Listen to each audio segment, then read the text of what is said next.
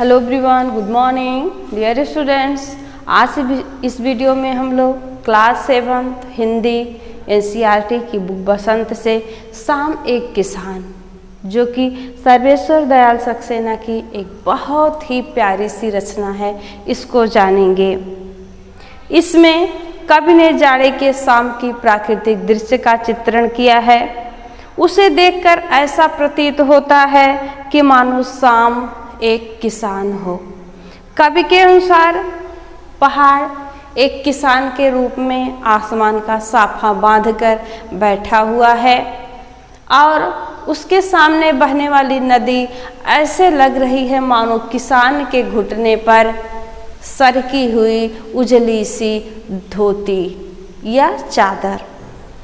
तो जब सूर्यास्त होता है तो ऐसा लगता है कि जैसे जो किसान चिलम पी रहा था वो उसके हाथ से छूट गई हो और अचानक से धुआं उठ गया हो और अंधकार छा गया हो। अब हम लोग कविता जानेंगे।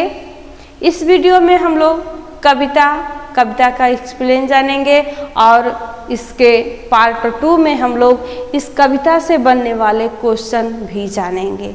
तो पहले हम लोग कविता जानेंगे।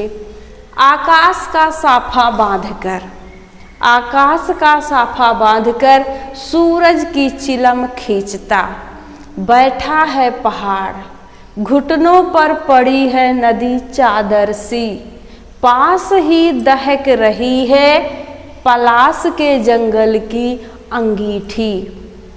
अंधकार दूर पूर्व में सिमटा बैठा है भेड़ों के गल्ले सा। अचानक बोला मोर, जैसे किसी ने आवाज दी, सुनते हो? चिलम औधी, धुआं उठा, सूरज डूबा, अंधेरा छा गया। कवि कहते हैं आकाश का साफा बांधकर सूरज की चिलम खींचता बैठा है पहाड़। पहाड़ ऐसा लग रहा है कि जैसे एक किसान बैठा हो और वह आसमान का साफा बांधे हुए है, पगड़ी बांधे हुए है। किसान पगड़ी के रूप में आसमान ही, जैसे आसमान को ही पगड़ी बना दिया गया है। आगे कहते हैं सूरज की चिलम खींचता, और जब वो आसमान रूपी साफे को बांधकर, पगड़ी को बांधकर इस तरह से बैठा है, उसके सामने सूरज, लाल लाल सूरज, ऐसा लग रहा है जैसे किसान चिलम पी रहा हो।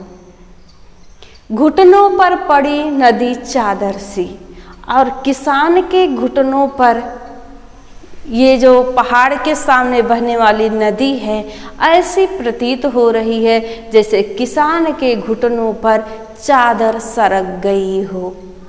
आगे कहते हैं पास ही दहक रही पलाश के जंगल की अंगीठी, और पास ही, समीप ही, सामने ही पलाश के लाल लाल फूल ऐसे खिले हैं जैसे लग रहा हो मानो आग दहक रही हो। पलाश के फूल लाल होते हैं और आग भी लाल होता है, तो उसकी तुलना कवि ने आग से की है। आगे कहते हैं अंधकार दूर पूर्व में सिमटा बैठा है भेड़ों के गल्ले सा, और पूर्व में दूर अंधकार धीरे धीरे भेड़ों के झुंड के समान दिखाई दे रहा है। आगे कहते हैं अचानक बोला मोर, अचानक बोला मोर, जैसे किसी ने आवाज दी, सुनते हो?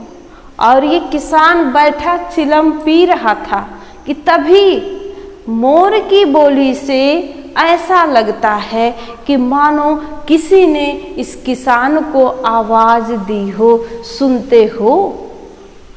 और उस आवाज को सुनकर चिलम औंधी, धुआं उठा।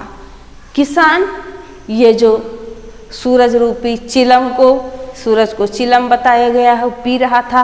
किसान के झटके से हड़बड़ाकर उठने से ऐसा लग रहा है कि जैसे उसके हाथ से चिलम छूट गई हो, यानी सूरज डूब गया है। चिलम छूट गई और धुआं उठा। जब चिलम गिर गई तो धुआं उठने लगा। सूरज डूबा, अंधेरा छा गया और वह चिलम रूपी सूरज डूब जाता है और धुआं रूपी अंधकार छा जाता है। एक बार फिर से आप लोग देख लीजिए। कवि कहते हैं, यहाँ शाम का चित्रण एक किसान के रूप में किया गया है। कवि कहते हैं, ऐसा लग रहा है कि पहाड़ पर एक किसान पहाड़ की बैठा है, वह आसमान का साफा बांधे हुए है और सूरज रूपी चिलम पी रहा है। नदी चादर की तरह उसके घुटनों पर पड़ी है और सामने समीप ही जंगल में पलाश के लाल लाल फूल ऐसे हैं, लग रहे हैं जैसे आग दहक रही हो। और पूरब दिशा में धीरे धीरे अंधेरा भेड़ों के झुंड के समान दिख रहा है।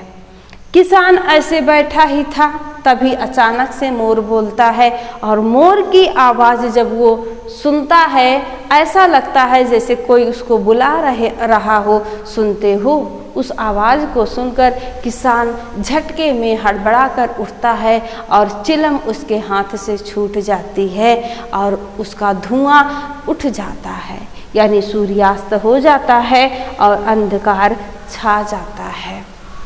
तो इस वीडियो में आप लोग कविता की व्याख्या जाने और इसी के पार्ट 2 में हम लोग इससे बनने वाले क्वेश्चन और इसके आंसर को भी जानेंगे।